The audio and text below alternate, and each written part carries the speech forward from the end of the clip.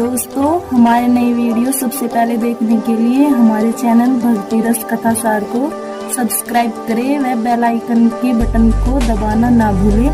Video अच्छी लगे तो शेयर व लाइक जरूर करें। तो श्री नारद जी कहते हैं कि मैं मंत्र जाप करते करते 12 वर्ष हो गए। 12 वर्ष में भगवान मेरे को दर्शन देने के लिए आ रहे थे, आए नहीं, आ रहे थे। भगवान दर्शन देने के लिए जब आ रहे थे तो उसी समय बीच रास्ते में रुक गए। बीच रास्ते में रुक तो श्री नारद जी श्री व्यास जी को अपना पूर्व जन्म सुनाते हुए कहते, बोले भगवान रास्ते में रुक गए। क्यों रुके? भगवान दर्शन देने के लिए आ रहे थे लेकिन रास्ते में रुक गए। आकाशवाणी हुई, बोले नारद मैं तेरे को दर्शन देने वाला ही था लेकिन अभी तेरे पाप कर्म कुछ और शेष हैं, इसलिए मैं तेरे को दर्शन नहीं दे सकता। तेरा अगला जन्म होगा, मैं तेरे को वरदान देता हूं कि अगले जन्म में तू मेरा परम भक्त होगा। तो इस प्रकार से जब भी तू मेरे को याद किया करेगा तभी मैं तेरे लिए हाजिर हो जाया करूंगा। श्री नारद जी को आकाशवाणी ने बोल दिया। अब नारद जी उसी समय अपनी 12 साल की तपस्या के बल से अपने शरीर को त्याग दिया और दूसरा जन्म कहाँ मिला है? ब्रह्मा जी के पुत्र के रूप में। ब्रह्मा जी के मुख से नारद जी का जन्म हुआ। ब्रह्मा जी के मुख से नारद जी का जन्म हुआ। अजभाई आई और ब्रह्मा जी के मुख से श्री नारद जी का ऐसा जन्म हुआ, देवताओं के पुत्र बनकर के और नारायण के भक्त बनकर के नारायण का गुणगान करते हुए 24 घंटे जब भी भगवान को बुलाना चाहे भगवान सामने आ जाते। व्यास जी को कहते हैं ऐसा किसकी कृपा से हुआ?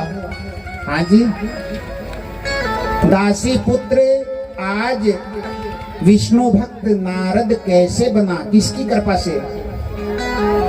बताओ किसकी कृपा से? कथा तो सुन रहे हैं लेकिन ध्यान नहीं है। किसकी कृपा से हुआ? संतों की कृपा से, संतों के दिव्य प्रताप से। आज नारद जी समझाना चाहते हैं कि तुम भी संतों का ध्यान करते हुए इस भागवत को लिखना प्रारंभ करो।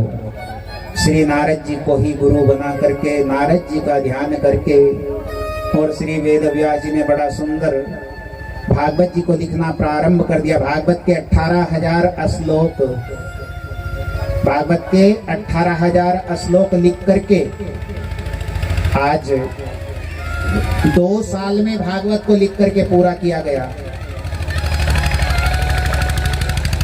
बुधवार का दिन है, बुधवार के दिन लिखना प्रारंभ किया और बुधवार के दिन ही लिखाई समाप्त हुई। भादों का महीना लिखना प्रारंभ किया, भादों का महीना है तो लिखाई पूर्ण हुई। भागवत की पूरी कथा लिख करके अब सोच रहे हैं, बोले इसको गुणगान, इसका प्रचार प्रसार संसार में कैसे हो? संसार कैसे जानेगा कि भागवत है? नारद जी को पूछा तो नारद जी ने कहा, बोले तुम्हारे पुत्र से बड़ा और कौन अधिकारी हो सकता है जो भागवत जी का वक्ता हो?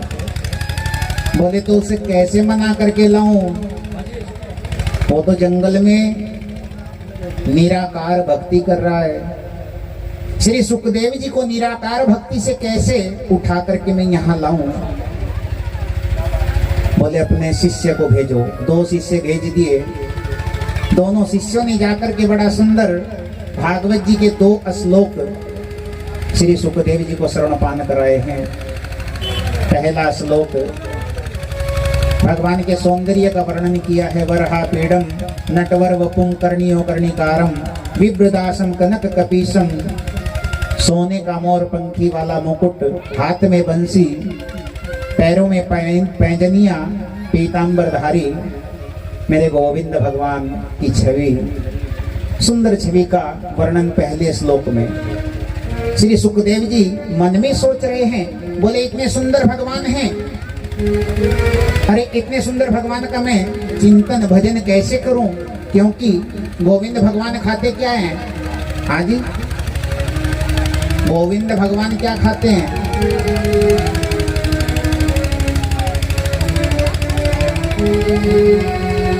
क्या जब से देखा है बांके बिहारी तुम्हें। आइए सभी ताली बजाएंगे, सुस्ती से नहीं बैठेंगे, कोई भी ताली बजाएंगे और हो सके तो मेरे साथ गुनगुनाएंगे।